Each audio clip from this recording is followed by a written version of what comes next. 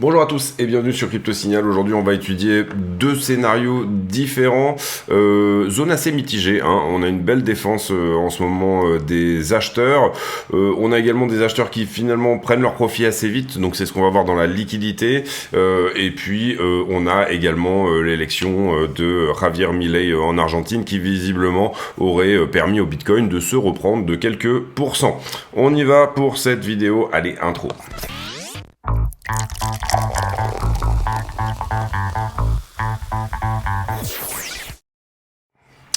Alors, on a un Bitcoin ici autour des 37 200. Je vous ai préparé deux fractales. On est là en 4 heures. Deux fractales de possibilités. Alors, le premier, c'est eh bien tout simplement de reproduire un petit peu ce qu'on a fait là. Je suis un peu moins fan de ce fractal parce que pour moi, on était plutôt en bas de quelque chose quand on a fait cette espèce de montée larvée là ici. Donc, du coup, c'est voilà, c'est moins dans l'idée de la structure, mais globalement, ça pourrait nous donner quelque chose comme ça, c'est-à-dire un retour direct au 48 sans même tester finalement les plus bas. Deuxième fractal possible, c'est finalement, vous le voyez ici, on avait fait un petit peu le même genre de structure, larvé en montée, derrière on a corrigé, on est passé sous la structure, et puis ensuite on a fait cette espèce de range. Donc ça nous donnerait plutôt quelque chose comme ceci, c'est-à-dire une descente autour des 32,3, remontée pour prendre le plus haut autour des 38,5, et puis ensuite on redrop pour venir attaquer 31,7, 31,8 qui était le haut du range précédent. Aucune certitude que tout ça va se réaliser. Néanmoins, bon, quand on regarde en général ce genre de montée larvée, encore une fois, à part dans ce type d'épisode où finalement BTC a très bien traversé, et bien à part cette petite correction qu'on avait eue là, eh bien c'est plutôt on va dire l'idée d'un drop qui va quand même l'emporter, c'est-à-dire voilà, vous voyez ce genre de montée, on vient choper le plus haut ici et derrière on vient recorriger et repasser sous la structure pour prendre à la fois les stops des shorters et à la fois les stops des longers. Idem ici, vous voyez qu'on monte un petit peu comme ça en flag, monter larvé une nouvelle fois, on fait la même chose, on commence à bisquer, et puis là on est venu carrément prendre sous le niveau précédent. Maintenant, ce drop ne semble pas se mettre en place, sincèrement, ça fait plusieurs jours quand même qu'on dit que ça, c'est plutôt l'action de prix, on va dire, est plutôt à l'appel d'une baisse. Mais finalement, assez facilement, on va dire, le prix nous donne des nouveaux plus hauts, nous donne des creux qui sont plus hauts que le creux précédent, etc. Et on ne veut pas attaquer cette structure vers le bas pour le moment. Ici, on peut regarder également sur le 4 heures une très belle mèche de défense là-dessus. On peut voir également que le niveau qui est celui-ci a été pris, c'est-à-dire que ça, c'était un niveau 1 heure et il a été cassé en 1 heure. Et désormais, on peut voir qu'on commence à tenir celui-là, c'est-à-dire qu'on a méché dessous, mais là, on est repassé au-dessus. On va voir comment se termine cette 4 heures, elle se termine dans 1h15. Donc on va voir ce que ça dit de ce côté-là, qu'est-ce que va dire la liquidité, etc. Ici, bon, on a un mouvement qui semble quand même plutôt correctif, avec une accumulation de stop de longueur également. Donc on serait plutôt partant pour un drop, mais vous voyez que cette trend qui est celle-ci, eh bien finalement tient très bien, et que quand on vient retester le creux précédent, ça nous donne une réaction assez violente vers le haut. Donc cette mèche est très jolie en termes de défense acheteuse, elle est plutôt jolie. Comprenez bien que du coup, ici par exemple, voilà, c'est ce genre de choses qu'on recherche éventuellement à l'achat, et ça va être ce genre de choses qu'on va rechercher pour de la vente. Pour le moment, vous comprenez que ici, par exemple, on a une première défense, deuxième défense ici, et finalement, on passe au-dessus. Ici, on fait un petit essuie-glace pour venir retester ce niveau-là. Là, on revient passer en dessous, et pareil, on a une très belle mèche de défense en bas. Donc, ce genre de mèche, si jamais elle tient comme ça, sur la 4 heures, on pourrait même la regarder sur la 1 heure, c'est-à-dire, on a une 1 heure qui se termine dans un quart d'heure ici, et qui va peut-être nous donner ce genre de mèche, effectivement. Eh bien, c'est plutôt pas mal du côté des acheteurs, sincèrement. Il y a une belle défense qui s'organise. On va voir. On va voir encore une fois, est-ce que ça nous donne ça, ou est-ce que ça nous donne ça, ou est-ce que ça vient nous donner, voilà, quelque chose ici, peut-être à nouveau, en fait, finalement tenir cette espèce de canal ascendant que vous voyez comme ceci, et donc nous donner un nouveau plus haut, ici à ce stade, sur la zone des 38,5. Tout à fait possible, si on suit la structure, de faire ce genre de choses. En ce qui concerne, je pense que là, on est d'ailleurs dans la bougie un peu décisionnelle, on est sur la session américaine, en plus, il est 4 heures, etc. Donc on est typiquement dans le genre de moment où tout ça devrait se mettre en place. Quand on regarde Ethereum BTC, ça se reprend pas mal également. Sur ce niveau-là, pour le moment, on n'a pas tout à fait réattaqué la trend qui était celle-ci. Pour le moment, on est sur, on va dire, une tendance 1 heure qui est plutôt baissière sur Ethereum contre Bitcoin. On pourra dire éventuellement qu'on repasse haussier une fois qu'on aura repassé ça. Et on est sur une daily qui est plutôt haussière avec, vous le voyez ici, ce double bottom potentiellement qui vient, qui a réussi, on va dire, son retest de la ligne de coup. À voir comment ça se place également de ce côté-là. Bien comprendre que globalement en weekly, Ethereum contre Bitcoin est quand même plutôt baissier. On avait également là-dessus, vous le voyez, cette trend là qui a été retestée au Satoshi près. Cette structure est plutôt acheteuse, je trouve. En tout cas, ici, ça pourrait nous donner un nouveau plus haut de ce côté-là. Mais on va voir ici encore une fois ce que ça donne pour le moment. Encore une fois, on reste assez mitigé sur la direction. Même chose sur Ether contre le dollar qui lui est plutôt dans une tendance, on va dire, baissière. On a fait un nouveau plus bas ici. Pour le moment, c'est pareil, la mèche de défense ici est très jolie sur Ether contre Bitcoin. Elle reproduit un petit peu ce que nous a donné Bitcoin.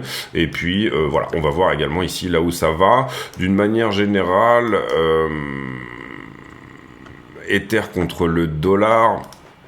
Je voulais vous dire quelque chose dessus, mais je me souviens plus.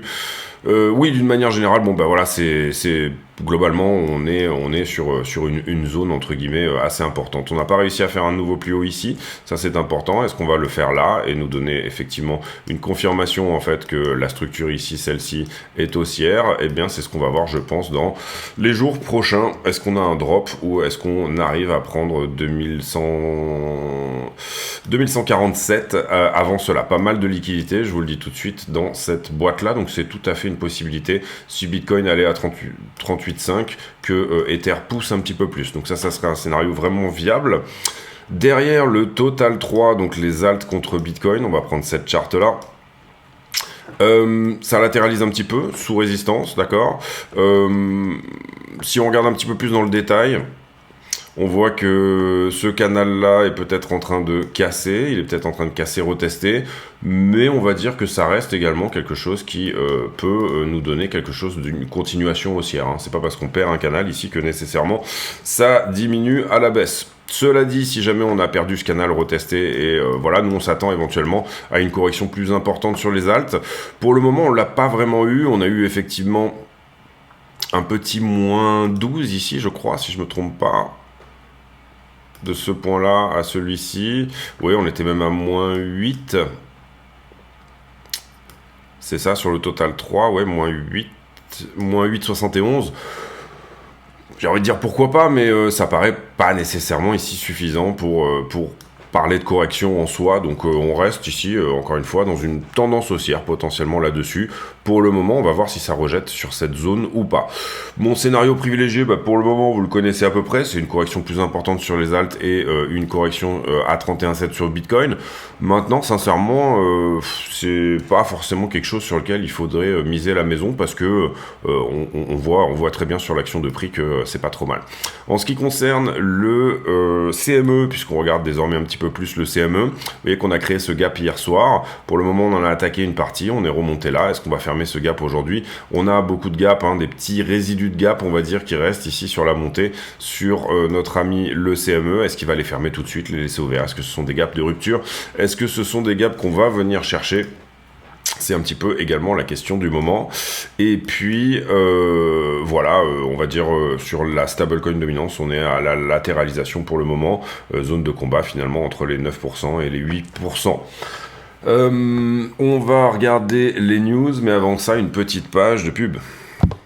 Allez, on y va pour la page de pub. Quels sont les moyens d'aider la chaîne? Eh bien, tout simplement, il y a déjà le bouton rejoindre ici sous les vidéos qui, moyennant une cotisation de 10 € par mois, vous permettra d'accéder à des vidéos privées. Ces vidéos, je les poste tous les jours. Vous voyez, on en est déjà ici à la vidéo numéro 57. Et dedans, on a des analyses approfondies sur le BTC, du risk management, du trade management, des analyses d'altcoin également. Voilà, petite vidéo tous les jours d'une vingtaine de minutes que je produis en plus spécifiquement pour les les affiliés YouTube. Il y a aussi un moyen par le Discord d'accéder à ces vidéos. D'abord, vous venez sur le Discord, vous vous présentez ici. Il faut donc écouter ce que vous dit le bot ici de manière à accéder au serveur, et ensuite rendez-vous sur l'onglet ici vidéo privée et vous pouvez lire ici toutes les choses qui vous permettront d'accéder effectivement à ces vidéos.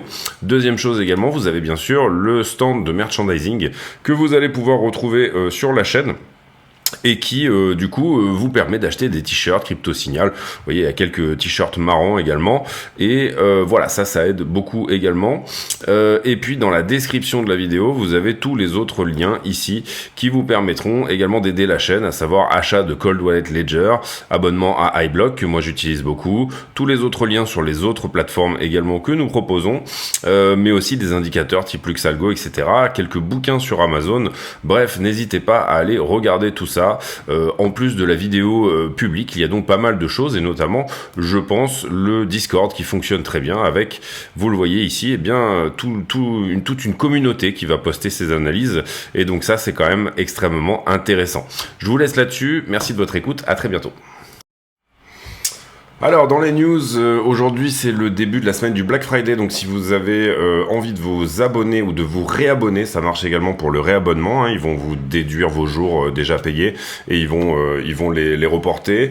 Sur TradingView et iBlock, vous avez moins 70% sur TradingView jusqu'à moins 70%, et vous avez également moins 60% sur iBlock.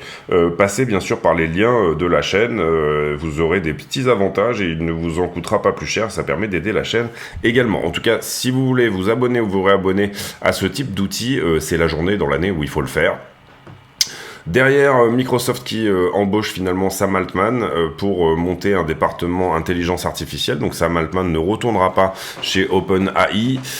Ici, petite blague, 70% des bitcoins qui n'a pas bougé depuis plus d'un an. C'est la première fois qu'on passe ce niveau-là. Et bien évidemment, l'élection de Javier Milei en Argentine. Mitigé sur ce bonhomme, j'aimerais bien en savoir un petit peu plus. Il est très particulier en tout cas. On va dire que c'est un drôle d'animal. Mais bon, il semble qu'il soit anti-banque centrale et pro-Bitcoin. Globalement, il est très pro-dollar aussi, et voilà, il y a des choses, on aime ou on n'aime pas, mais bon, en tout cas, ça aura le mérite d'être une présidence, on va dire, expérimentale, voilà. Ensuite, derrière, et il a une belle énergie, finalement, on peut dire ça comme ça. Derrière, ici on parle de Gaza, on va passer là-dessus. Bernstein qui est très bullish avec un Bitcoin dont la market cap serait de 3 trillions, je pense qu'on est à 600 milliards aujourd'hui, ça ferait un x5. Ensuite, le prix du WorldCoin qui bouge pendant la saga effectivement sur OpenAI, ça on en a déjà parlé. 70% des bitcoins qui n'ont pas bougé depuis un an, on en a déjà parlé également. Le réseau Ethereum qui finalement fait 90% des revenus de tous les Layer 1 sur le trimestre numéro 3. Ici, même chose, on passe sur OpenAI. Ici, même chose, on va passer là-dessus. Ça reste des articles MarketWatch, c'est pas extrêmement intéressant. Demain, les minutes de la Fed, sinon pas grand-chose cette semaine. La semaine prochaine, on aura le PCI et la première révision du PIB américain. On passe à la liquidité. On a liquidé 100 millions. À peu près la moitié sur Bitcoin et Ethereum, donc ça c'est plutôt propre, pas vraiment de nouveaux entrants, vous voyez qu'on est sur que des trucs un petit peu old school dans les 10 premiers à liquider. En termes de carnet d'ordre, on n'est pas encore revenu rechercher ici un petit peu les ordres un petit peu plus haut, on va dire que 37,5, il peut commencer à y avoir de la vente autour de 126 Bitcoin ici, et ensuite juste au-dessus 100 Bitcoin, 183, allez on va dire quelque chose comme à peu près 300 bitcoins à la vente sur zone juste avant les 38 000 $. On passe là-dessus. Le funding. Alors le funding c'est intéressant. Il est à plat alors qu'on a une belle augmentation du prix. Et ça nous dit qu'il y a pas mal de shorters dans l'histoire puisque théoriquement on devrait liquider du shorter. Et vous voyez que pourtant le funding n'augmente pas, donc on a une prise de profit du côté des longueurs et on a du shorter qui rentre. Donc là pour le coup la liquidité nous dirait qu'on serait plutôt haussier sur ce terme là, en tout cas si on vient attraper entre guillemets les retardataires ou la majorité. C'est pas toujours le cas, parfois la majorité a un vrai momentum et du coup c'est elle qui gagne. Maintenant pour le moment il est possible qu'on vienne là-dessus chercher tout simplement plutôt les shorts. Vous voyez que c'est plutôt ce qu'on est en train de faire là. Gros short qui s'était ouvert ici et là finalement on est remonté assez vite. On a liquidé les deux gros longs qui s'étaient ouverts là, notamment sur la mèche précédente. Pour le moment pas d'ouverture de long en face et on a un delta shorter longueur qui est typiquement à l'équilibrium. Donc on peut partir ici encore une fois, on peut accumuler un peu plus de shorter ou un peu plus de longueur dans un sens comme un autre, ça sera à peu près pareil ou en tout cas à l'équilibrium. Ici même chose sur les 5 derniers jours, équilibrium sur Ethereum, même chose, on vient chercher les grosses positions, que ça soit en haut, vers le haut ou vers le bas. Et encore une fois, n'hésitez pas, si iBlock vous intéresse, vous allez avoir moins 60% aujourd'hui, à passer par le lien de la chaîne pour vous abonner ou vous réabonner.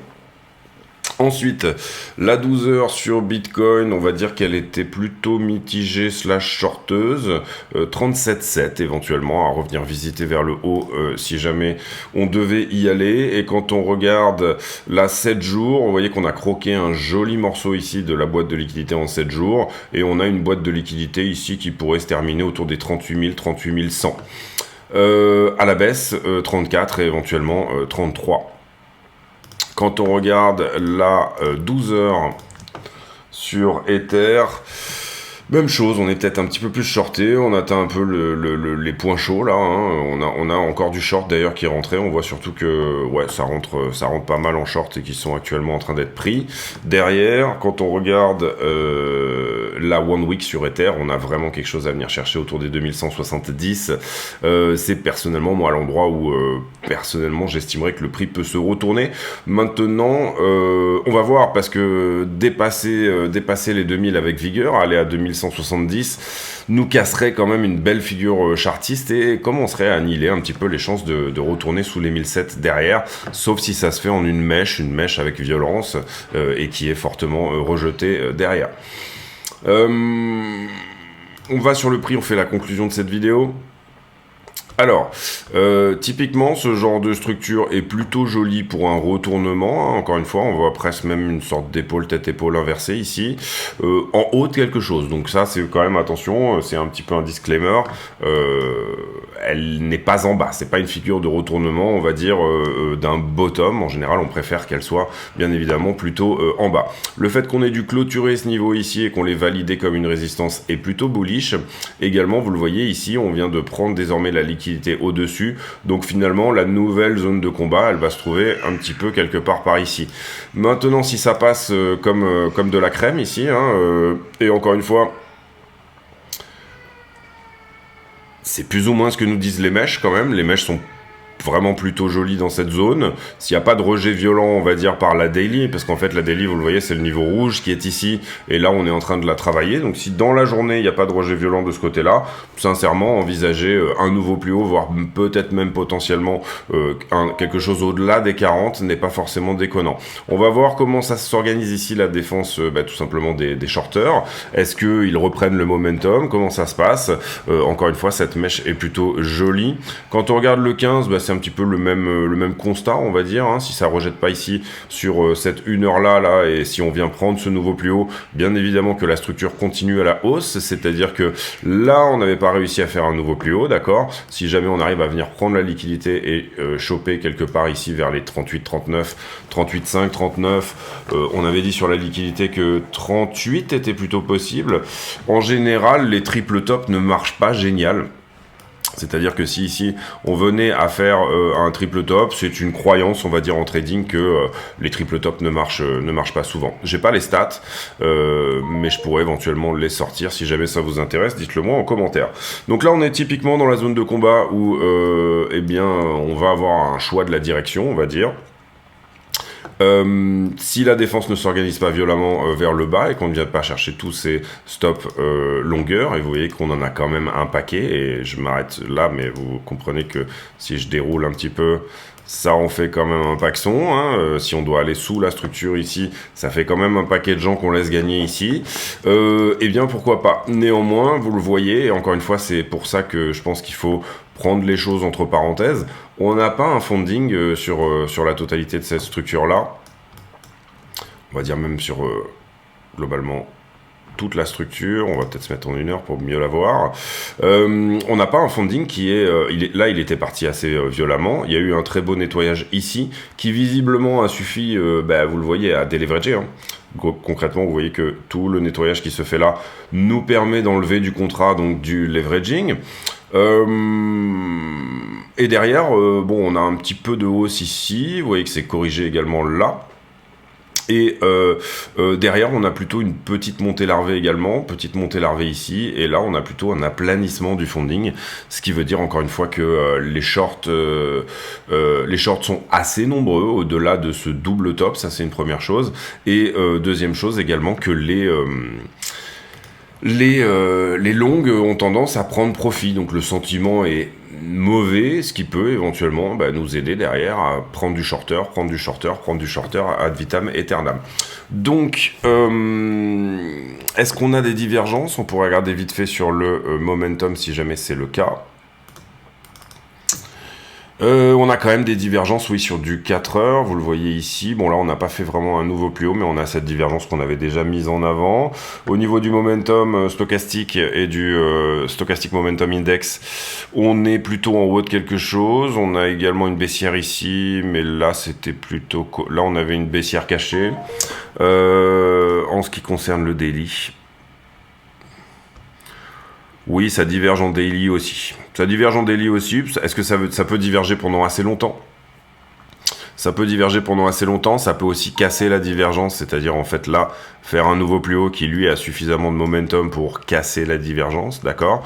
Donc voilà, là où c'est intéressant, c'est que le stochastique est en bas, et qu'il est plutôt en train de se retourner vers le haut, mais le momentum index du stochastique, lui, est en haut, et il est plutôt en train de se retourner vers le bas.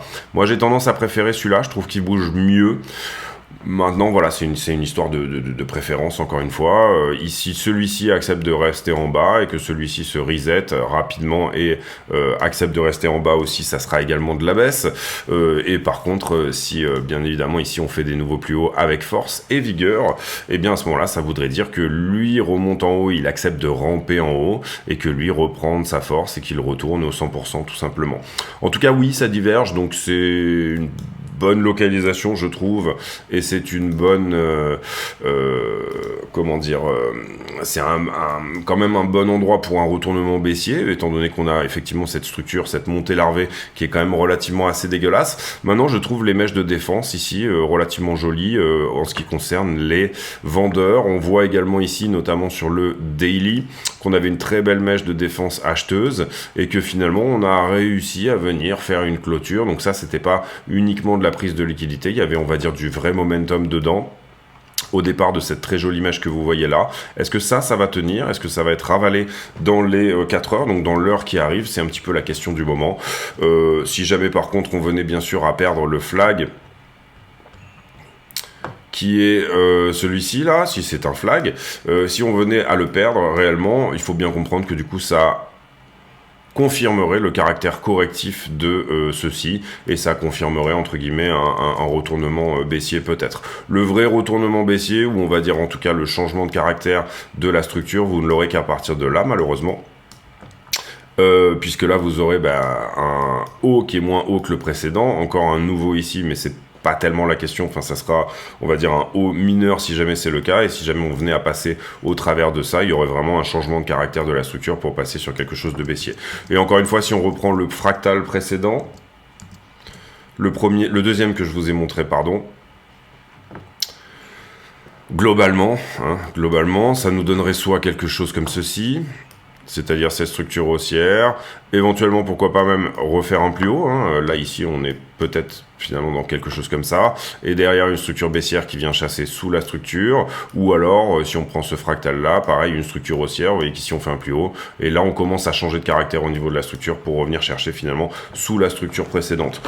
Donc voilà, c'est assez mitigé malheureusement. Par contre je vous donne les signaux ici que je considère comme étant intéressants, et sincèrement cette mèche là encore une fois est très belle, donc du coup voilà, il se peut que, pour moi le signal ultime, on va dire que c'est d'abord la perte de cette 1 heure si on venait à la perdre, et on pourrait même la libeller en 4 heures, je sais pas si du coup en 1 heure du coup elle est validée. Non, voilà, oui, c'est une heure. Donc si là, on voit dans l'heure qui arrive, donc là, il nous reste 50 minutes sur cette bougie-là, bah, qu'on repasse dessous, et puis que l'heure suivante, on fait une ouverture-clôture de bougie là-dessous, ça nous dira, bon, ça, c'était un petit peu du flanc, finalement, cette mèche également, et après, deuxième signal, si on commence à hard-closer cette trend, donc même chose, avoir une ouverture-clôture en dessous de cette trend ici, on pourrait se dire qu'éventuellement, on est parti pour un long squeeze un petit peu plus important. Mais pour le moment, sincèrement, pas vraiment de signe de ça. La trend est en train de tenir, la mèche est jolie, donc c'est pour ça que je vous dis que c'est mitigé à ce stade. On va voir comment ça se développe. Même si c'était une prise de liquidité, venir prendre ici la liquidité encore une fois au-dessus, bah, nous confirmerait que finalement peut-être que le prochain lot sera au-dessus de celui-là, d'accord, c'est-à-dire une continuation encore une fois dans des divergences d'une structure qui continue à monter, un petit peu sur le modèle de ce qu'on avait pu faire typiquement sur le bull run, c'est-à-dire sur le bull run, vous voyez qu'on avait des divergences en ce qui concerne le RSI, on les avait même en weekly, mais globalement, hop, pardon, j'ai zoomé un peu vite, globalement,